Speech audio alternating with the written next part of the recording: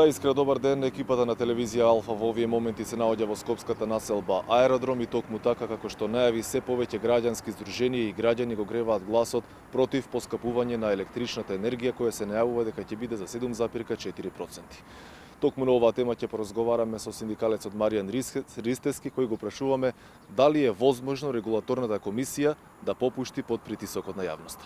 Па, колку што гледаме сите, регулаторна комисија е спремна да попушти, меѓутоа тоа треба да го дозволат и компаниите. Се надевам дека под притисок на јавноста, гледате што се случува, граѓаните се револтирани, крајно се најавуваат радикални протести, се надевам дека ќе смогнат сили да ја повлечат својата одлука и да барем малце од малце ова тешка состојба да се олесни на граѓаните. Првиот човек на регулаторно изјави вчера за нашата телевизија дека енергетските компании приложиле сметки дека работеле со загуби.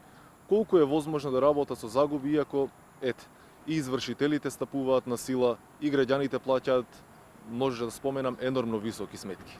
Па гледате, во овој период се јавија многу компетентни личности што ја познаваат таа проблематика и кажаа дека неоправдани се барањата на компаниите за покачување на струја, значи мора тие да смогнат се иди внатре во самата компанија да ги намалат трошоците, а не стално кога ќе се најде некоја јавно предпријатие, некоја компанија во загуба и одма тоа да го надополни со на штета на граѓаните. Тоа значи нема овој пат да се дозволи, се надевам, како што кажав, дека ќе надвладе разумот и ќе ја повлечат оваа одлука. Од Сојузот на синдикатите на Македонија исто така излегува со реакција, доколку и натаму останат регулаторна и државата глуви на барањата на граѓаните да се покачат платите за онолку проценти колку што се поскапува струјата.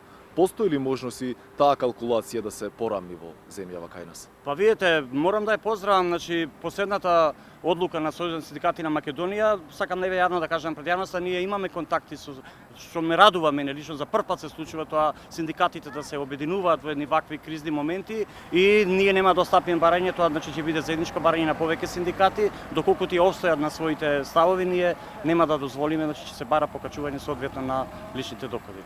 Тоа мора значи да се стави крај, ние пак ќе кажеме радува што конечно синдикатите сфатиле дека ако сме заедно можеме да успееме и периодот што следи јавноста ќе биде сведок дека ќе биде жестоко ќе се супроставиме доколку онаму каде што гледаме дека има неправда врз заработените, има многу, верувајте, многу има неправди, ова веќе не може вака да биде. Ви благодарам за разговорот, верувам дека после формирање на новата влада барем малку работите би мрднале од мртва точка.